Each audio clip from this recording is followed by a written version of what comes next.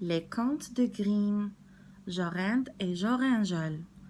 Au sein d'un vieux château entouré d'une grande forêt, vivait une vieille magicienne. Le jour, elle se transformait en chat ou en chouette et reprenait forme humaine le soir. Cette vieille femme avait de grands pouvoirs et attirait tout le gibier qu'elle voulait afin de le manger. Personne ne pouvait approcher le château à plus de 100 pas, sous peine de ne plus pouvoir bouger. On ne pouvait être délivré que grâce à une formule magique dite par la vieille femme. Quand une jeune fille approchait, la magicienne la transformait en oiseau, qu'elle enfermait dans une corbeille. Elle avait ainsi au moins 7000 corbeilles enfermées dans une salle du château.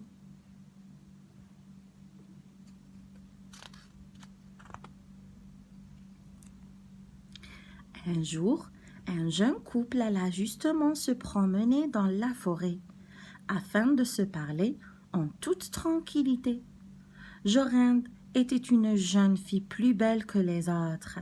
Elle était la promise de Joringel, jeune homme tout aussi beau. Tous deux allaient fêter leurs fiançailles. Tout en se baladant, Joringel dit à sa bien-aimée: « Surtout, ma Jorinde chérie, ne t'approche pas de ce château. » Le soleil brillait encore malgré la soirée qui s'avançait. Une tourterelle perchée sur un vieil hêtre chantait en geignant. Le jeune couple semblait s'être perdu et ne savait pas plus où aller. La nuit était maintenant presque tombée. Joringel écarta les taillis et vit les murs du château tout près d'eux. Il eut très peur et fut pris d'une grande angoisse. Jorinde se mit à chanter: « Mon petit oiseau, baguet du rouge anneau, chante douleur, douleur, te voilà chantant sa mort. Ô tourtereau, chante douleur, douleur. »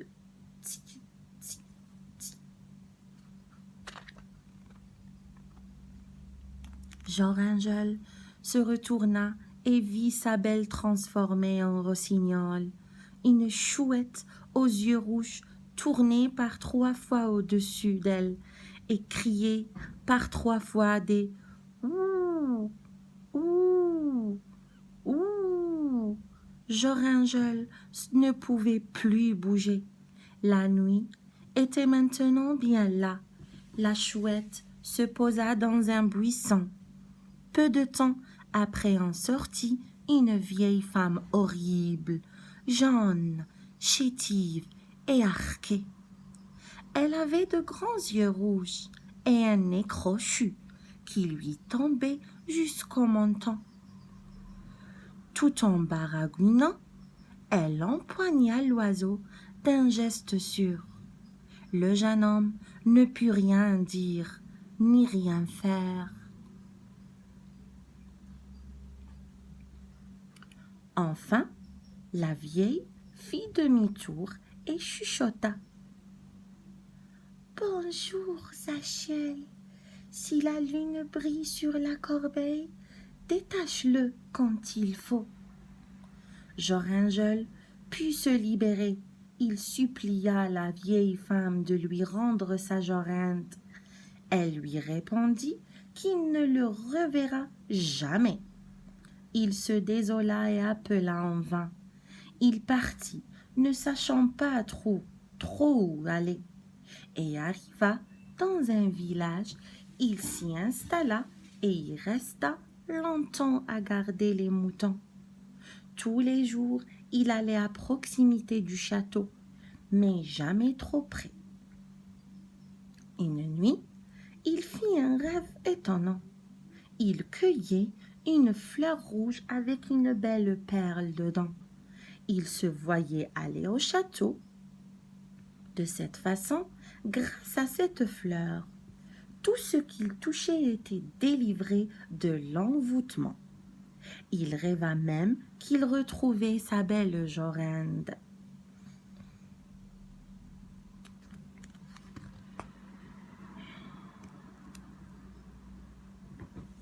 Aussi, dès son réveil, il se mit à chercher une fleur identique à celle dont il avait rêvé. Au bout de 9 jours, il trouva enfin une fleur rouge, avec en son cœur une grosse goutte de rosée semblable à une perle. Jour et nuit, il avait la fleur avec lui. Il arriva au château et enfin, à 100 pas de lui, Joringel fut bien heureux de ne pas être cloué sur place. Il toucha la porte avec la fleur et elle s'ouvrit. Tendant l'oreille afin d'entendre d'éventuels chants d'oiseaux, il entra et finalement les entendit. Il trouva la salle dans laquelle la vieille magicienne se trouvait parmi les 7000 corbeilles. Elle était en train de leur donner à manger. Elle se retourna. Furieuse de voir Joringel, elle l'insulta et prononça des mots d'une grande méchanceté. Elle ne pouvait cependant pas l'approcher. Ne s'occupant pas de la vieille chipie Joringel, s'approcha des corbeilles pleines d'oiseaux. Il y en avait des centaines. Comment retrouver Jorinde parmi tous ces rossignols? Alors, il observait avec le plus d'attention possible tous ces volatiles. Il remarqua le petit manège de la vieille femme. En effet, elle s'emparait le plus discrètement possible d'une petite corbeille renfermant un oiseau qui se dirigeait vers la porte. Aussi vite qu'il put, Joringel sauta sur elle.